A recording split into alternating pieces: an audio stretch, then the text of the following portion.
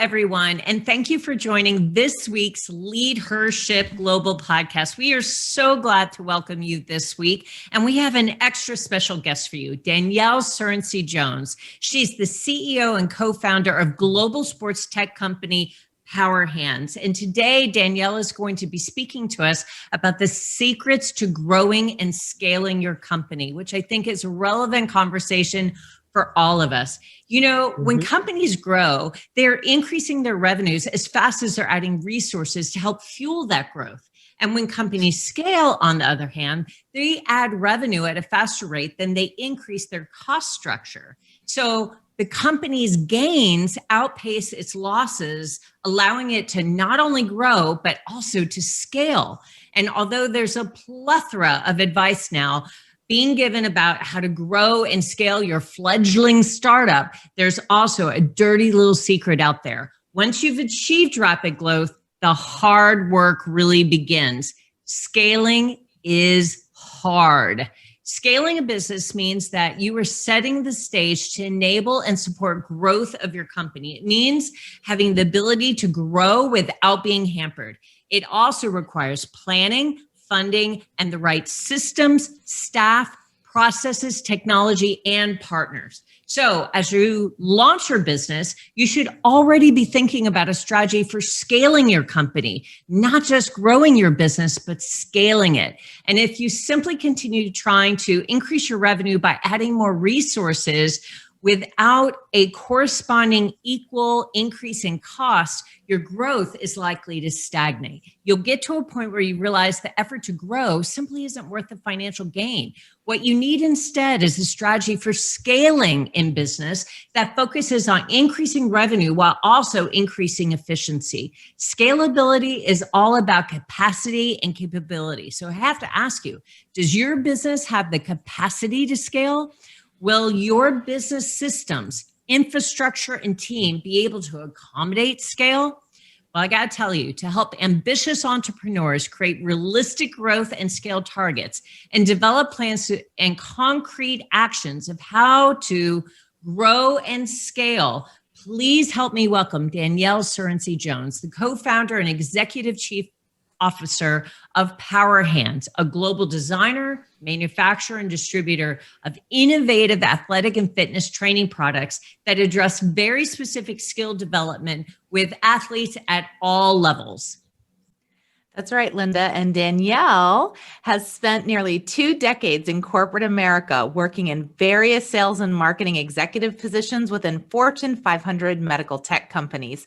But while her corporate bosses asked her to temper her creativity, POWERHANDZ has given Surrency Jones the freedom to use her MBA at Wharton and her marketing training, combined with a natural instinct and entrepreneurial grit, to push her big ideas forward. Since its launch, POWERHANDZ has grown their first product, a patented weighted anti-grip basketball glove, into training and rehabilitation tech for 5 sports, and created more than 10 products with 4 patents. Their products are sold in more than 86 countries and used by the NBA, the NFL, MLB, WBO, and other professional sports organizations, and thousands of youth across the country. The creative business strategist has led POWERHANDZ to e-commerce giants like Walmart, Amazon, Target, and Academy Sports. She's also created the Power to Give Foundation, a nonprofit that provides athletic and academic programs to youth athletes in underserved communities.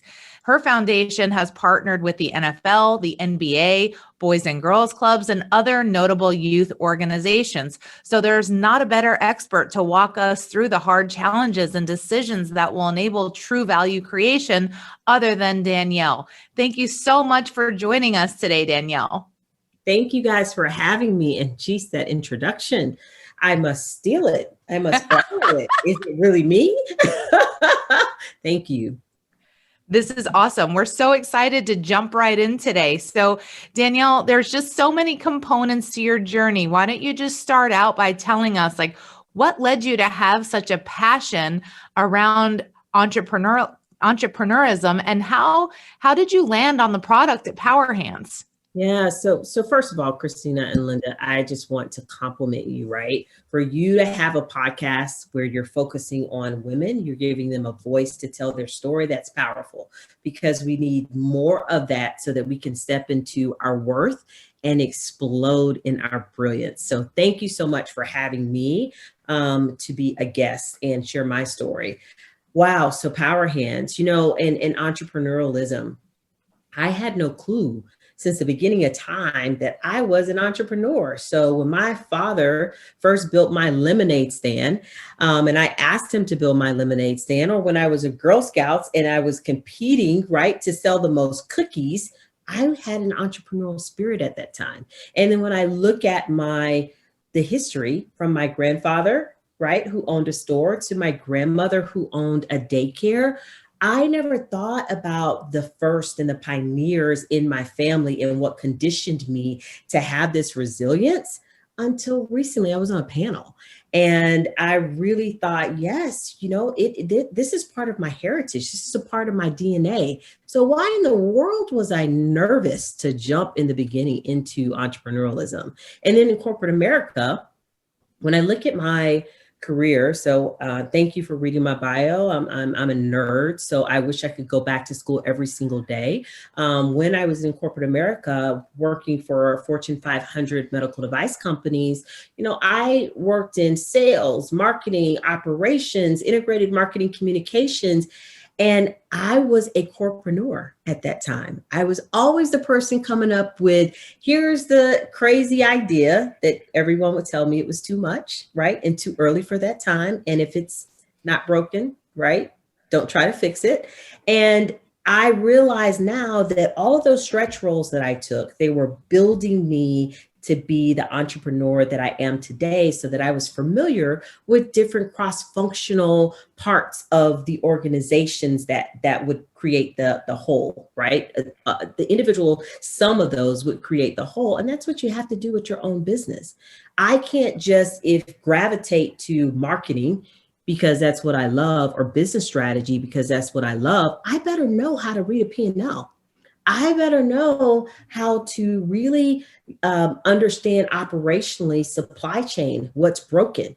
I better be able to look at my omni-channel and take away ego and say, you know what, this particular omni-channel, I'm losing money because the margin is just gone. By the time, I don't care if it's a big retailer or not, it may not work for my products. So overall, from an entrepreneurial perspective, I look at my journey and I realized I was always an entrepreneur, and I was prepared for POWERHANDZ well before I realized I was, so when we started the company and my co-founder walked into the kitchen after we had got married, we had our first child, and we had bought our first house, and we were broke. We weren't broke, but now we're going to pour hundreds of thousands of dollars that's in our savings into starting this new business, right? Wow, it was a lot. But when he explained to me that from a scientific perspective, right, that you got a basketball athlete and we're trying to take this basketball athlete from this level to this level, and the MacGyver, right, that he was using at the time was gardening gloves and ankle weights. My scientific mind and business strategy mind, I started really processing, how does this not only apply to basketball, but talking about scaling, right? How does this not only apply to basketball, but how does it apply to other sports verticals so that we can implement innovative technology to help athletes go from one level to the next level? And that's really how POWERHANDZ was birthed. It was birthed from an idea and a need for wanting youth to get back to the fundamentals of training. And then once we did that in basketball, we then scaled our products into other sports verticals and other countries, etc. That's great. Thank you so much, Danyel. And what a really interesting story, talking about building this global brand from really bootstrapping it with your husband. And, POWERHANDZ has experienced phenomenal success in what we would consider to be a relatively short period of time. So I've got to ask you, what advice do you have for entrepreneurs who hope to grow their own products into global brands. We know that at POWERHANDZ, you and your husband really bootstrapped this venture, and now it's a global brand in all the major retailers across the globe.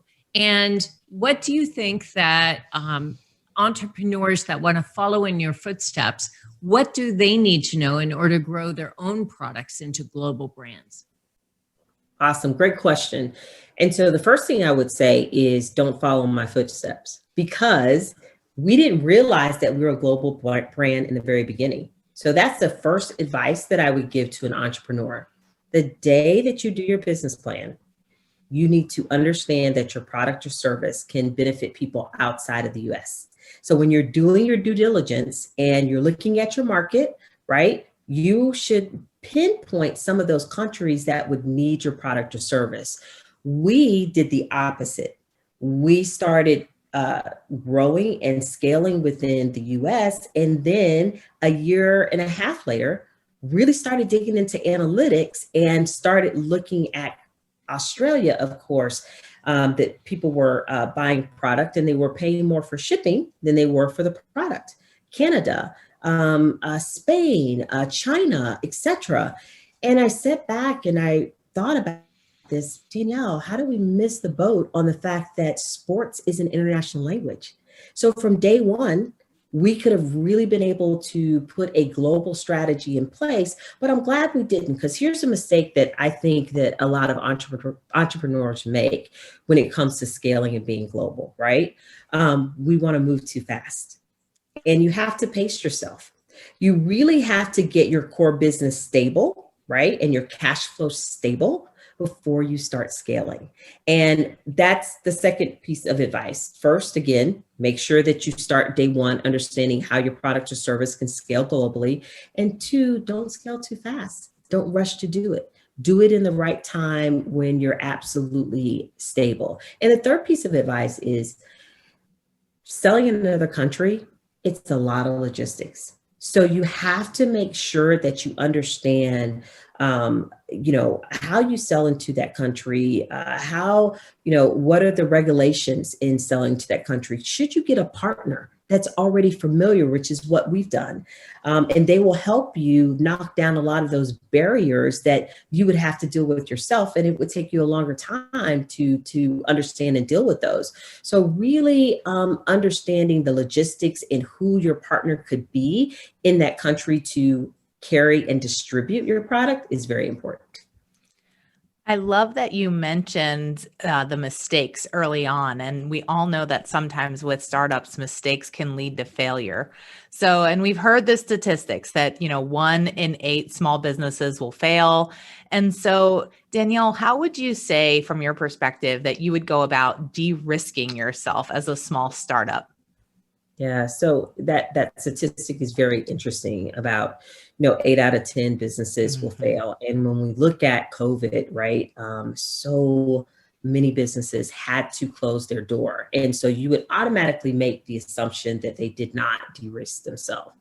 Well, as a small startup, right, de-risking yourself really starts with your mindset. I don't think it's a formula other than your brain. Because what it takes to be an entrepreneur and to sustain and then scale in this business is a resilience to get past all of the no's, a resilience to get past all of the hard times, because, you have not heard a Fortune 500 company, some of the greats, they talk about failing, they talk about bankruptcy, they talk about the fact that their co-founder left them, right? Or they left the company and then came back. There are so many things that you don't anticipate along the way. You can never really de-risk yourself. So you have to have a resilient mind during those times when you doubt yourself, because there's no formula to de-risk yourself. But what I will say is there's a couple of different components that will help you, right? It's like building a house. If you have a very solid foundation, if you have that in place, then 9 times out of 10, right, you're not going to have any type of issues, of course, in your flooring or soil issues, etc. So And as you can see, I'm using an analogy that I should have used something else because I really don't even know about building a house. So I'm going to say building a business, right? The first thing is business plan. We tend to skip that phase. And a business plan is so critical because when we come up with ideas as entrepreneurs, we can come up with ideas all the time. But do we really know if this is a scalable idea, if it's a viable market? And then have we really thought through all the components, right, that could go along with this idea? And that's what a business plan allows you to do. You cannot start a business or build a business without being an expert in that field. You have to start somewhere, and that's with that business plan. Next is the financial modeling. You have to understand and take time and go through the business. Take POWERHANDZ, for instance. You have to understand if you're selling your product and you have one or two products, right? What is the channel that you're going to use to sell it? How much does it cost to advertise on that channel? Your warehouse expenses, what are those going to be to pack and ship that item and to store that item, right? What are you going to pay an employee when you're not paying yourself? And how is that going to grow over the course of the 5 years, right? So that if you need to go out and seek funding, an investor will be able to see what your journey and path will be. Or if you want to turn your business from being a sole proprietorship into a business, right? You will understand what that journey is going to look like and how much capital you'll need to inject into it. So that financial piece is really big. And then the third piece I will say is team. Again, I will say team again. Wow. We can do good things alone, but we do great things with an amazing team. And you have to find a team that connects to your culture. When you're a startup and you're bootstrapping, you're not going to be able to pay for the talent that you really need. So let's just be very transparent about that. And you're going to go through those cycles where you will probably get frustrated because the talent that you have, that's what you can afford at the time. And you have to give them grace because that's what you can afford at the time. And there's some development areas that are happening in order to reach a certain point where then you can have more cash and more revenue, and you can then fund another FTE, full-time employee, right? Or a part-time employee, or looking at going to an agency. But the human capital that helps you, I cannot stress the importance. That piece is so huge. And that's just not the people that work directly for you, that's your advisors as well as your board of directors. Yeah, that's such great advice, Danyel. And, I would even suggest that your team extends beyond your employees to include your partners as part of your team. And Absolutely. Thinking through, your vendors, your suppliers, all the people that you're doing business with as part of your team. And you talked a little bit about some of the mistakes that you made early on. One of the common one is not creating a business plan. What do you think are some of the other common mistakes that entrepreneurs make when they're growing and scaling their business? And how did you avoid those pitfalls at POWERHANDZ, or did you experience them firsthand? It's interesting to learn from other people's mistakes, and it'd be interesting to see what you think some of the most common mistakes are that entrepreneurs make. I definitely learned firsthand. Right. And I'm always very transparent about that. And I'm still learning firsthand. But, I think we talked about the word misstep. And I really like that word because misstep puts you in the mind frame of something that you've done wrong. But I'm not afraid of a misstep. I'm not afraid of falling down. I'm not afraid of a failure. I'm afraid of not moving forward and trying. I'm afraid of not stepping into my purpose, right? So if I have a misstep, I'm going to learn more from that misstep versus not having one. And so that's the first thing that I want entrepreneurs to really understand. You're going to experience so many failures throughout building this business. So have an expectation for that. And so if you have an expectation for that and you're a leader and you're a CEO, it's not about title, it's about behavior. So that means your behavior, because you expect it, you're then going to be able to maneuver and grow from it. And it's going to make you so much better. So that's the misstep piece. I think that core is very important for you to grasp. And then, some common mistakes that I think that, entrepreneurs make is, they're just, it's a difference between having an idea and being creative and building a business. And so the not being aware of what it takes in order to build a business is an absolute misstep. So, and it's something that entrepreneurs, because again, if you're on the creative side, all you want to do is see that idea go from this stage to launching, but you really don't know how to connect it in between. And then the second part of that misstep is you don't know who to connect with from a resource standpoint to get it done. The third misstep is you don't even know where to go from a funding perspective to get it done. Do I look at my friends and family? Do I bootstrap and have my own cash? Do I do a small safe note? Do I do a seed round? What is that? When does that happen? Like all of these things are just, something that you need to learn. So that's why I go back to your team and your advisory board. So if I'm going to start a company that builds lights, well, I better go find someone that's built a light before and that's made money and sold his company and exited and put him on my board. So really think, which is my last advice, really think about what is your end game day one. And once you understand what your end game is, then you build your framework and your foundation around that end game. I think that makes so much sense. It makes perfect sense for what we're talking about. And when you say, those three common mistakes, Danyel, are ones that I'm sure all of the people on our listenership can really connect with. Mm-hmm. But once you've made the mistake, how do you pick yourself up and from that misstep? And especially if it's an expensive one or, a catastrophic one, and really focus on the learning instead of the failure to move forward? That's hard.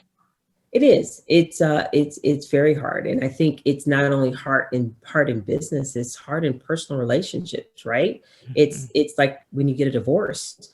You consider yourself a failure at that marriage. And again, I have to go back to mindset. In order to pick yourself up, right, it starts with your mind. I often tell my 7-year-old that you're the boss of your brain. So if you're the boss of your brain, there's nothing that you can go through that you can't train your brain to realize that it's just not that bad. Right? Your heart may feel that it's bad. Your disappointment may feel that it's bad, but it's really not. Tomorrow you have another opportunity to absolutely move forward. So I feel that is the key. Entrepreneurs, and that's why you hear entrepreneurs are crazy enough, right, to think that they can change the world, because you really have to be that crazy. You really have to think that you can walk up to get your resource who's a CEO and there is 100 security guards that are right there and they're going to see you. They're going to love your idea and they're going to help you build that plan. You have to have that mindset. Whether you can do it or not, you have to have that mindset. So when it comes to recovering from a misstep, you have to look at it as that's the gravy. That is what's going to absolutely keep you learning, keep you earning, and then keep you returning. That's such a great, memorable line. That's gold right there. Thank you so much for that. From Nancy Lieberman, but go ahead. It's great. So I love Nancy, it. One of the other memorable lines that you've offered, Danyel, is that you've often noted that a key to your success is meeting problems with solutions, not ego. And I love that. You meet problems with solutions, not ego. Mm-hmm. And so like many founders, you've had to adjust your business strategy as you've grown and scaled. You have met your problems with solutions, not ego. So tell us how you've pivoted your business strategy, but remained true to your vision. Yeah. So, wow. So vision is really about understanding your value. And, as a small, hyper growth Black owned business, we truly understand our value. Why? Because we have listened to our customers' voice. And our customers have told us what our value is. So when it comes to pivots and being able to stay close to our vision, and wow, 2020 really challenged us on that. And it really allowed us to either realize what our strengths were or truly realize what the gaps and development areas were within the company. So I would say some of the pivots that were critical for us is, we are an e-com company with a mix in retail. So when I looked at what was happening in 2020, one of the pivots that is going to be a lifelong lesson for us and a part of our business model always is to reinvest in what's working. And what was working for us is our e-commerce channel. And when I really dug into the financials and the numbers, I then realized that 5 of my e-commerce channels, they worked, but they were not working for us financially and weren't as profitable as I thought. And once I had a chance to slow down during COVID, I really realized that. So what I did at that time was I looked at, and am continuing to do with my strategies, I looked at my e-commerce channels and I was able to make my advertising more robust. So I knew if I put $1 of advertising towards this ad, this is what I was going to get from an advertising spend and revenue. So that was really, really key. The other thing that, we did from a pivot standpoint that stayed close to our vision is we really aligned our new ideas with our customers' behaviors for the client. So I'm not going to, if people doing COVID, right, if kids can't go to school to work out, if people aren't able to go to gyms, I'm not going to show an ad that shows people in a gym. I'm not going to show an ad that shows kids out on the field with their coach. No, I'm going to now help you understand you have to train inside.